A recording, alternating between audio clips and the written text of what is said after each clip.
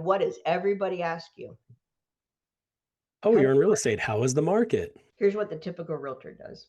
Oh, it's amazing.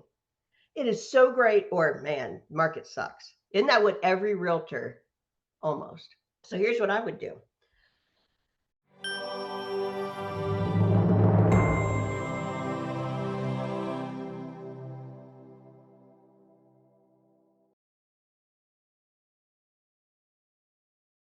Hey everyone, welcome again to another episode of Real Estate Success with Shaune Corbett. We have a special guest. I've got Kris Wise with the Wise Advantage Group. How are you, Kris? Doing fantastic. How are you, Shaune? Above average myself. Good. Kris and I have kind of probably floated around, known each other off and on. We're both in a similar market. We're both in the Flower Mound, Denton County area, and I've known of the Wise Advantage Group for a long time. Big name, very successful, and I know her son's joined, and I know she's got a team she's got, and she's already built a very successful business. And I've asked her if she would be okay sharing some of the things that she's done to help build that business and still selling a ton of real estate. I mean, she's still very Yeah. active and it's created a lot of just ongoing continuous transactions. I'm sure most of us would love to have that, especially in a market like we are in right now. So, Kris, I would start with the basics. Why in the world do you sell real estate? You could have done a lot of other things, and now we are selling houses. What's the plan? Well, yes, and that is an interesting story. So I'll bring it down to a nutshell. So when I was 14, I asked my parents for a table saw for Christmas, and they're like, "What?" And I'm like, "Because I'm going to do remodeling. I want to do remodeling." So I've always loved homes. My mother was CPA, my dad was an engineer, and so when it came time to go to college, I was going to go for interior design at TCU, and then my parents let me know that they weren't planning on paying for it, and it was going to be on me. And so I thought, okay. First, it's going to cost a lot to go to TCU, and maybe I ought to think about something else. And so, what I realized was that people who were in professions, maybe business professions, got paid every 2 weeks and they knew what they were going to get paid. And so, I pursued an accounting degree because accounting was the hardest business major out there. And so, I felt like, you know what, I'm going to challenge myself. And so, I did get an accounting degree in '89 from Texas A&M. Whoop.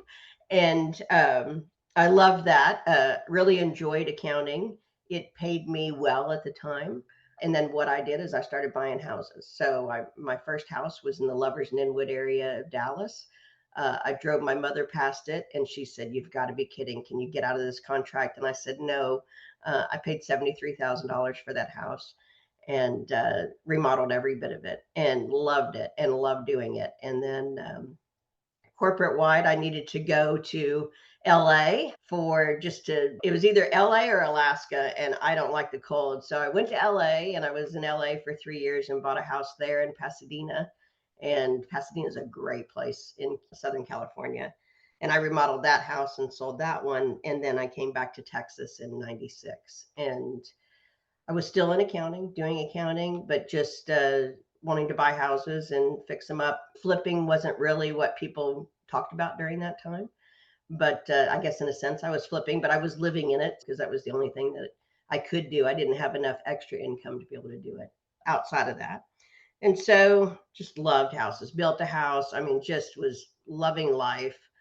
At 35 years old, I was still single and still in accounting, still doing my own remodeling, and met my husband. Met Mr. Mark Wise at the time, and at 35, he was also 35, never been married, corporate kind of person, engineer, and so we decided within 6 months we got married. And he said to me, and this is something that I mean truly changed my life, in addition to being a wonderful husband. But he said to me, I make enough money for both of us. We both had a very professional income. And because we were combining, it, no problem paying the bills. He said, "What have you always wanted to do?" I said, "I've always wanted to be a realtor." But the 18-year-old me was scared to death. And now the 36-year-old me feels like that maybe this is a chance. And so he said, "Let's do it." And so he ended up getting his license as well. And he was kind of my I don't want to say plan B, but like when I was having kids, like literally at the hospital, being with the kids, then he was off showing my clients, and I was building the business, and he was there really as my support system. And he still had his day job. And so that's how I got into real estate. Just took a chance. That was in 2002. And, my life has changed. Our family's life has changed because of that one statement from him. So you said you did accounting and one of your parents did accounting. What did the other one do? He was an engineer. Oh, that is interesting, isn't it? Yep. Yeah. How about that? Accounting and engineering, two Yep. generations. I take it you don't do much accounting anymore I do a lot of accounting in my own business now. of your own business. So I do Okay. my own books, which at somebody at my level shouldn't be doing their own books, but I like to see, I am one of the most cheapest persons out there. I just want to make sure that every dollar I'm spending is going to actually return money to the business. And so when I don't do my own books, then I don't have eyes on it. And I want to make sure that I'm operating as profitable as I can. Well, I like this. I mean, and I don't know why that would be a dirty word for the world in general, but you can't work with somebody that's not profitable. I mean, there are agents out there that are reducing what they charge and try to do more with less, but they end up not being profitable and nobody wins. And now they start creating this precedent that's not duplicatable. It's not a repeatable business. I really Sure. like I mean, that's one of the things that I really like to think about. In my group, which is Real Estate Success, and I have it on the Facebook, I've got about 1,100 agents in there. I have three core principles. One is that we talk about things that are sustainable, things Mhm. we can do forever, meaning they aren't so hard and so hard on you, like the cold calling and all of this stuff we do. You can do that in the beginning, but you may not want to do that for 20 years, right? And then the second thing is duplicatable, meaning anybody can do it. I know there's probably a lot of things, maybe we're a little niche, maybe it is personality driven, but a lot of Mhm. what we do that's successful, other people can do as well. So it's sustainable, it's duplicatable. And then you mentioned the third one, it can be done at little to no cost. Mhm. There's a lot of our business, there's no reason you have to spend money to do. You just got to do it. Exactly. And I tell new agents all the time, and you can go broke at 19.95 a month. They're like, just one closing is going to pay for this. Or for 19.95 a month, I can $19.95, I can get you this. I mean, I get texts all the times for $75, I can give you seller leads. And I don't even want, to me, I feel like that's welfare because you know what? When that spigot stops, it stops. Yeah. And I don't want to build a business that's relying on somebody else. I mean, I was at Prudential before I came to Keller Williams, and there was an agent that all she did was relo.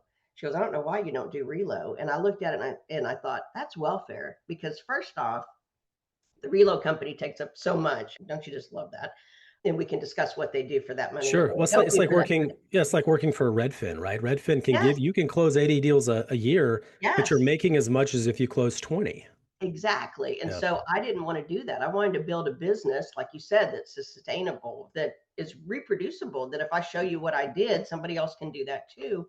And relo is basically you standing there waiting, for the Yeah. handout. And I'm not going to wait for a handout. That's not how I operate. And so what's interesting is in 2007 and 8 when relo stopped because, it was the big crash and all of that. Oh, she didn't have much business. And my business went down too. 2008 was a really hard year, but it was also the year that I decided to go to Keller Williams. And that's when I started building a business instead of just having my first year in real estate year after year after year, if that makes sense. Yeah. Let's talk about early years and building your business. One of the things that you've done is you've established yourself as a person to call when anybody needs something real estate related. I mean, you started a little bit of a head start because you were already working and renovating homes. So you understood the trades, you Yep. understood the difference in trades and the quality of people, that were going to do a good job. So you took that and it made that an advantage, a wise advantage um, Hmm. for you to be able to, if anything you need in the house, you can call me and I'm going to have someone for you and they're going to do a good job because they've got me to account for, Yes. That's you exactly. know? I mean, I was the original Angie of Angie's List. And I remember our broker, Ann LaCusta, said, why Angie's List exists because realtors aren't doing their job. And that hit me. It's like, true. They're going to some random website to find something when I can say, this person has been in my house with my kids in my house, with whatever, and I trust them. And people cannot buy getting on my list. They say, well, how much does it cost? It costs great service and reasonable prices. And if you're great service and your reasonable prices and, do well, and when you say you're going to show up, you show up, then you can be on my list. Then I will stake my reputation. Right. Recently had somebody who wanted to do some work for somebody, and I said, look, your reputation and my reputation are on the line, so we've got to do a great job. And this person understood. And so that's true. I'm not going to lose my reputation because somebody wants to pay me money to be on my list. That's not how it works. I'm not bought like that. Well, that's too short term, right? Mhm. And getting a little today and then turning them over all the time because they're never going to deliver, Yep. and take care of both of you, then your clients think less of you, right? I mean, if you Yeah, give them someone, exactly. even if you got paid and it was never part of, they understood, but they think less of what you provided them, and they're not going to call you again. How Yeah. about that? Yeah. Exactly. Let's talk Exactly. about the middle years in social media. How do you see that as a part of your business model today? Let me tell you about the evolution of the group that I started. People don't understand how it all started. They just think it was just something, but there was a reason for that.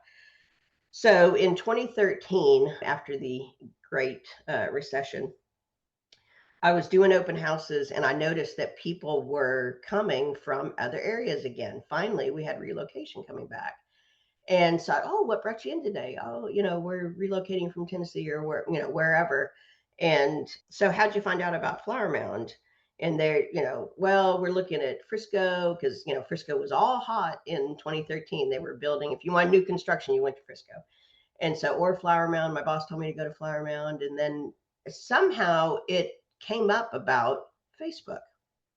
And Facebook for me was just, I'd gotten on Facebook and had done a little bit.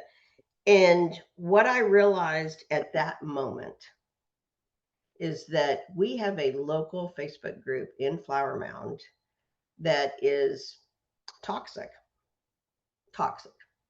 So if a mom was searching Facebook to find out what it's like to live in Flower Mound and they saw that toxic group, we would never, ever sell another home in Flower Mound because I wouldn't come to Flower Mound if I thought that's how everybody was. Yeah. And that right there scared the crud out of me because some other group could affect my business and my quality of life and the real estate market in general. And they're not even a realtor, but they just foment such vitriol. I mean, it is. And so I said, I've got to start a group. And back then in Facebook, you can now start a group with one person. Back then you had to have two people. So I did my listing manager. I said, we're starting a group. So we started it was called Flower Mound Moms at the beginning. And that was in 2014. And we got to like 40 people and then we got to 100 people. And then we were going to do happy hours. We were going to just get that face to face because there's so many keyboard warriors in Facebook that, they would never say it to your face, but they're just doing their little whatever. And so then it just started growing, and that it took me about, I think, 2 years before somebody contacted me from the group who I did not know, who was not already in my database or in my purview, and said, I want you to come list my house. And I was like, oh, okay, I can do that. I didn't start it for my business. I started it for the community because I felt like we needed something to offset that horrible nastiness that was known as the other group. So that's how it started. And then since then, about probably 90% of my business comes from there. And it's not because I'm over there. I'm the best realtor. I'm the best realtor. I mean, yes, we do post real estate in there for sure. I mean, that's our job. But people will say, you've been so helpful. The group is so helpful. We would love for you to come over and talk to us about selling our home. Well, I think the most important thing to take from that is you lead with value Yeah. with anything that you do. Like you want to be the answer to any contractor you need. And agents don't think about, they think that's a lot of work and a lot of, add value. I mean, add value to your clients. Then maybe that's not your space. Maybe it's, financial advice. Maybe it's just being able to resolve issues of things that come up that you're naturally good at. There's all Mhm. kinds of ways we can all lead with value. And if Yeah, you're helping people and providing opportunities for them to connect and meet in person in events, it, they're going to think of you when it comes time to sell or buy. That's yeah. just part of the process. And it builds your long-term business. So I did not want to call people. I didn't want to be the cold calling person. That wasn't me. So my goal was to get people to call me because they knew that I knew somebody or that I was just such a great resource. And that's been my way of doing that. And what's interesting now when I have new agent, like brand new agents join my team, I have to remember what it was like 20 years ago and what I did then, because what I do now is very different than what I did then to build my business. But like I've said to them, I am sitting under the shade of a tree that I planted 20 years ago. And I planted it with faith. And that tree was this big. And now it's huge. And you've got to start. And some of you are like, well, I'll never get there. Well, I didn't think I'd get there either. Honestly, I didn't think I would. And it was slowly and then it was suddenly. So, well, you got a couple things in there we got to kind of unpack a little bit. So we've got, let's talk about faith. Is that faith in yourself and where you knew you could go someday, or are we talking more spiritually? What do you mean by that? Well, definitely a strong Christian for sure. And, I believe in the golden rule. I believe in hard work does get results. And as I mentioned, I'm not looking for handouts, and I don't think that things should operate that way. I think sometimes you get, a hand up. I mean, I've certainly helped other agents. I've mentored other agents and shared my ideas with them. And I'm not looking at that as a handout. It's more of just a collaboration. I learned that when I sold Mary Kay a long time ago. That they said, if I have a good idea and you have a good idea and we both shared, then we both have two good ideas. And so that was something that I thought, this is good. And at Keller Williams, we definitely have an environment of sharing. At Prudential, we didn't. And it was very corporate. And I didn't like that. It felt not collaborative at all. So I was only at Prudential for 2 years. And then I went to Keller Williams because of that. Sure. Well, it makes it more competitive than cooperative, right? Exactly. I mean, yeah, it was just run that way. It was interesting. All right. Well, let's talk about getting people to call you. Okay, that's a real important component you were talking about. You didn't want to reach out. You want to cold call. You weren't FISBO calling. You weren't expired listing Right. calling. And a lot of them teach those are the ways we get started and start building Mhm. that database very, very quickly. Well, you can build it quickly other ways, right? I mean, you happen to land on the Facebook opportunity. That was an opportunity for you, which, by the way, is that other group still running? Yep. Just wanted to see if we get an update on that. That's fun. Okay, we'll Yeah. we'll And stay I on and topic. what I know, and I wonder what their end game is. I mean, I had a 4-hour conversation one Saturday with the moderator at the time, and I said, "What is your end? What do you get out of this?" And he really couldn't answer.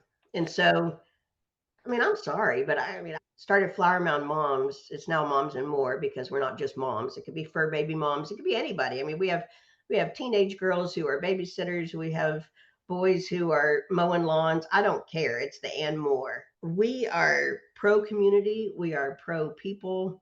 No drama. I have a very firm foundation, and it probably comes from my faith too, and just the golden rule and how people should be treated and all of that. So, Okay, how do you get people to call you? Give us a couple tips. besides knowing a guy, when I was outbound calling, which I did, I mean, everybody has to start that way. So I hated saying, who do you know wants to buy or sell a home? I didn't want to do that. I tease everyone. I said that's probably about a 15, 20-year-old phrase that people are Yes. still trying to use. Yeah. And no one responds to that anymore because now it's straight up salesy. I mean, there is ways to build relationships without having to have the phrase. Yes, exactly. And so I thought, okay, I need to call them with something else if I'm calling them. So one thing, and I went to a class. I mean, I don't think there's anything that I'm doing that divine gave to me. It's really, I've been to different classes and I've pulled from the buffet of the different things. And one of the things was if I had a gap in my trusted tradespeople list, so I didn't have a blank person, whatever that is, then I would call my closest people. Hey, I'm working on my trusted tradespeople list, and I noticed I do not have an electrician. Do you know anybody that you would feel comfortable with, me staking my relation or my reputation on, that does electricity? And then they let me know. I might have already had an electrician, but it was a reason for me to call that wasn't, who do you know? It also reminded them that I'm in real estate and reminded them that I'm the go-to person for people. I know a guy. So there's that. The other way that I got people to call me, and this was going crazy. So in 2010 and 2011, I started investing in real estate with my 401k. And this was a checkbook control, which, if you don't know what that is, that just means that I have the money, it's literally in a checkbook, and I'm not having to use a trustee or whatever those companies are. I can do it myself. And so I started teaching that class. And I taught it every month on the third Tuesday. I actually owned thirdtuesday.com. And so people would register, it would have all the information.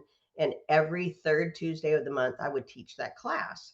And so then that gave me a reason to call, because I guarantee you, nobody was calling about how to buy investment property with your 401k in 2010 and 2011. Because Right. think about it, the real estate market was depressed during that time. And so people were looking for ways to buy property. This is a great time to buy, but they didn't have that extra capital sitting there. But then they realized, oh, I've got a rollover from my time at IBM or my time at whatever. And so I taught them how to do that. And that I did the monthly classes for probably about 3 years and felt like it was saturated. What was funny was towards the end, it was all realtors who came. And I thought, okay, so now I'm teaching these realtors how to teach their clients. Okay, I'm paying it forward. But at that point, it didn't make sense anymore for me to give up my time away from my family, because my boys were like 4 and 6 at the time. So, I wanted to be home with them and not out teaching other realtors every third Tuesday. But that was another thing. So when I would call people, instead of saying, who do you know who wants to buy or sell a home, I said, I just want you to be aware I'm teaching my class on Tuesday, how to buy investment property with your 401k, if you're at all interested. And I had so many people come. And that was a great thing, because then they came, I got to be with them face to face, and then I had something to follow up. So while I have you on the phone, so what are your real estate goals for 2020, whatever, or 2010? Are you planning any remodeling? I've got a great trusted tradespeople list. So that allowed me to lead with something else, as opposed to just leading with, who do you know wants to buy or sell a home? Sure. No, I love that. Let's talk about being an expert, because anybody can be an expert in their own space. And it can be, when we talked about niche type things you could do, or it could just be the locality. How would you recommend a new agent, or maybe even a seasoned agent that's just not selling enough homes? And what's the benefit of being an expert? Okay. So how do you become an expert, and what's the Yep. benefit? Yes. So this is the secret sauce right here. Okay, I got my pen. Write this down. Before you go anywhere, you do a quick CMA. So you Because what? immediately walk in with credibility. Yes. Because you know what? Everybody asks you. I always wore my name badge. My husband would would joke. I'd come to bed and he goes, "You could take your name badge off. I know who you are."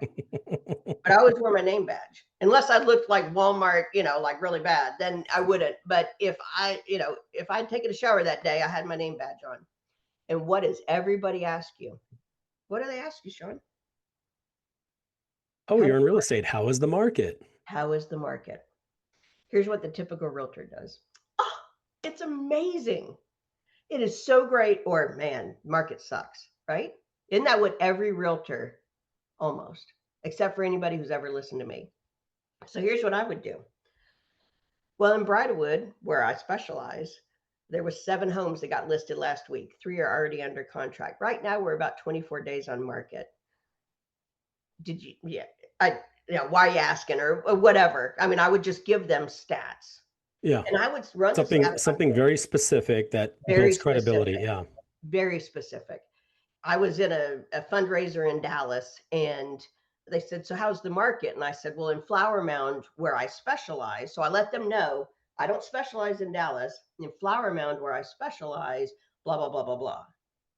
And if you run that each week and just know the trends, you're feeding your gut so that you can answer from your gut, which I know they say don't answer from your gut, but really there's times where right now, I mean, the market, the way it is, my gut is telling me more about what to do than the data, but my gut is fed by the data. And so purposefully running that quick CMA and checking it out and then being able to spit that out, that's how you set yourself apart.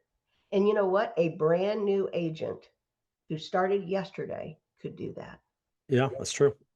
They just need to And want they to. don't know, but they're always going to get asked that, right? They're always, so how's the market? How's the market? Oh, you're a realtor. How's the market?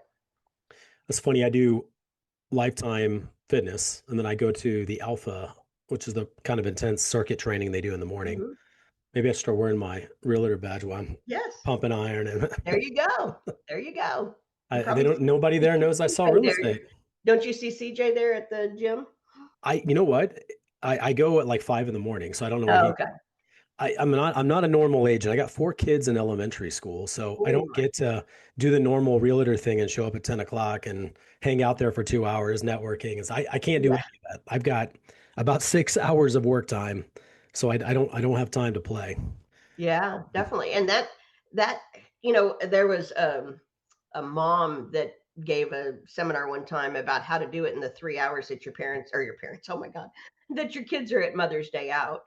And it was all about being very purposeful. I mean, you can, if you do this work, call it Swiss cheese and just squeeze it all together and take all those gaps out, you can do this in 3 hours of a day. You can, if you get real intentional and you really stay focused. Like I do podcasts, right? And I Mhm. and I have 4 to 5 events for agents every month. And I'm still going to sell, 80, 90 houses a year. And I'm Mhm. still doing all of these things and still Yes, facilitating.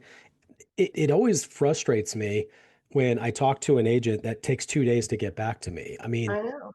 I'm like, I don't even want to begin. And this before I even start talking about family life. And all my kids do stuff every evening. I mean, there is Yeah, no, you only get so many hours, and I'm going to yeah. be hyper, and I'm always available. Mhm. I Yep. feel like I'm the most available person, but there's very few that can do as much. Well, let's talk about getting online because people get really negative. I want to go back to I'm not going to talk Yeah. about the Flower Mound group specifically, but they get real Mhm. negative Yeah. and and sometimes they get into politics, they sell too much of their opinion, or they see agents say something and then they say something nasty back. Talk about how that impacts us and being positive online and how that's really been important. I know that was a big transition you made looking at a group that was very toxic where they Mhm. probably gossiped a lot, or did you see that person, or all Uh-huh. these other things that were very toxic, to creating a positive environment. How does that impact, how did that impact your business? Yeah.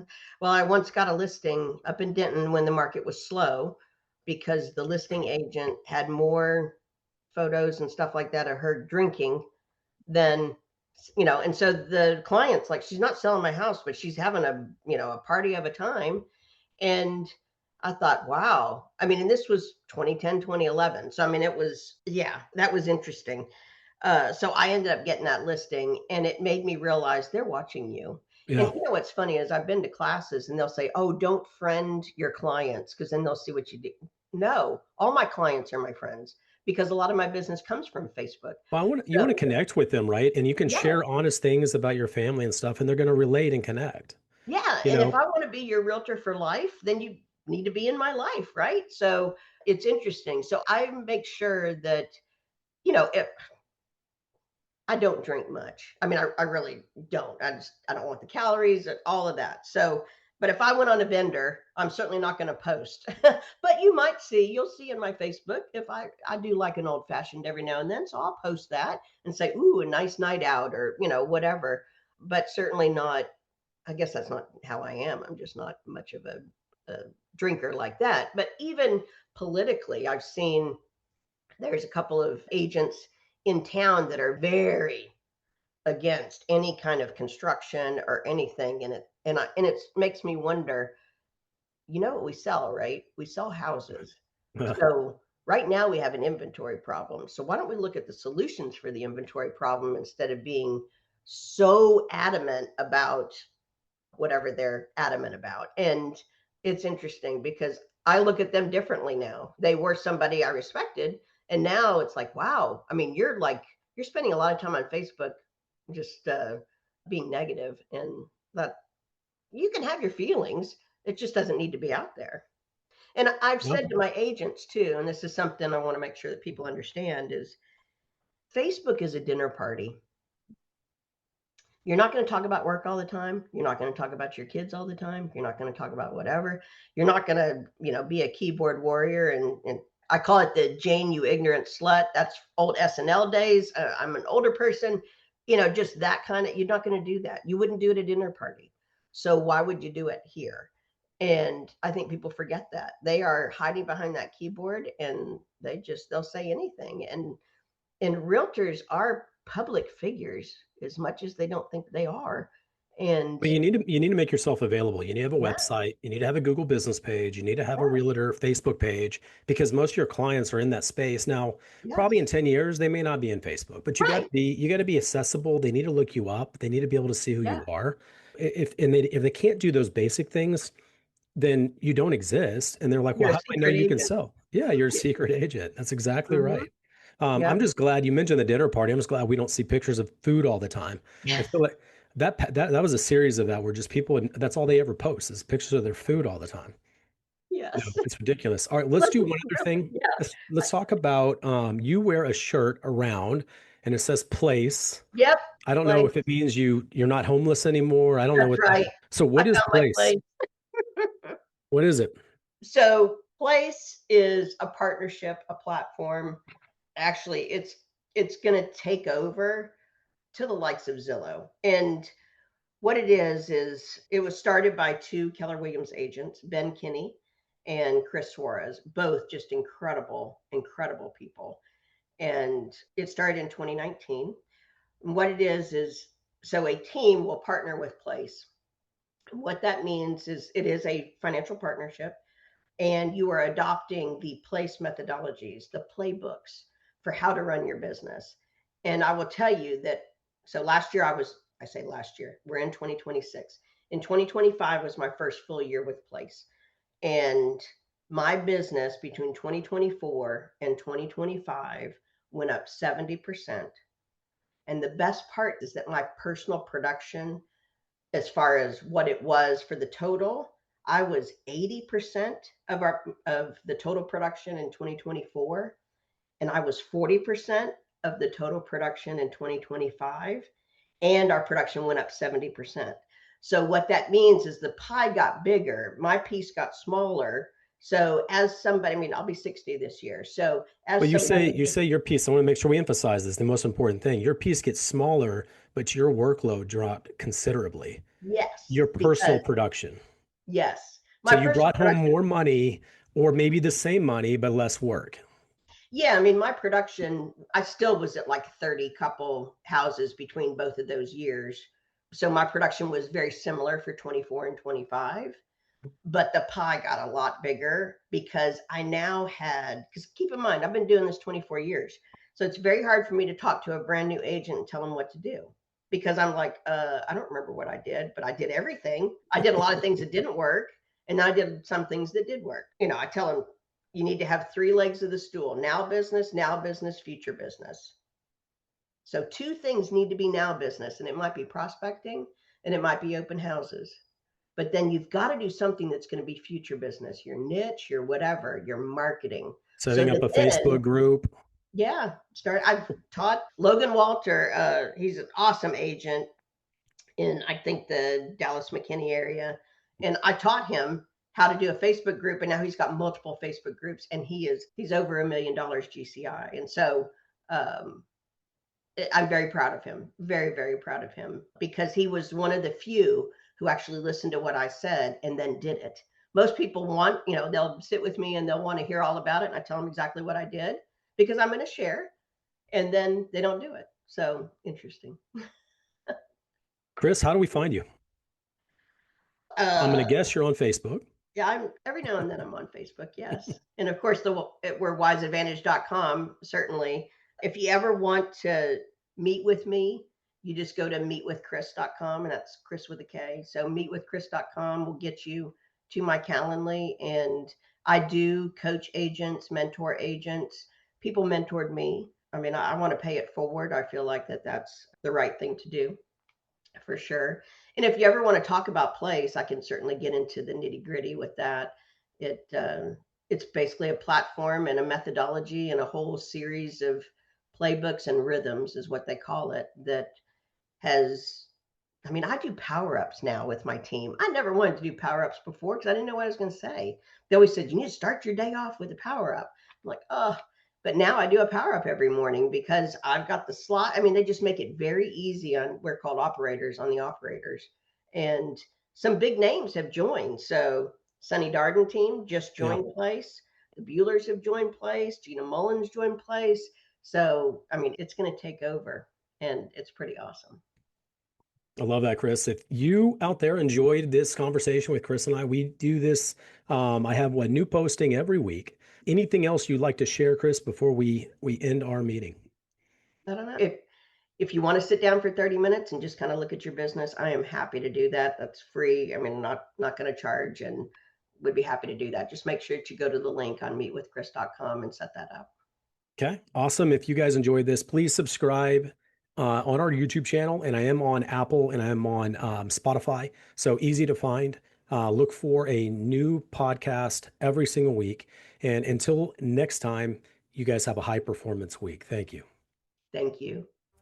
That wraps up another episode of Real Estate Success DFW. I hope you're leaving with new insights that push your real estate career forward. If you enjoyed the show, please be sure to subscribe, leave a review, or share it with fellow agents who's ready to succeed. And if you're interested in working together or have any questions, I'd love to hear from you. Reach out to me directly. My personal phone is 214-228-0384. Let's connect and make real estate success happen together. Until next time, keep pushing forward. I'm Shaune Corbett, and this is the Real Estate Success DFW. Have a high performance week.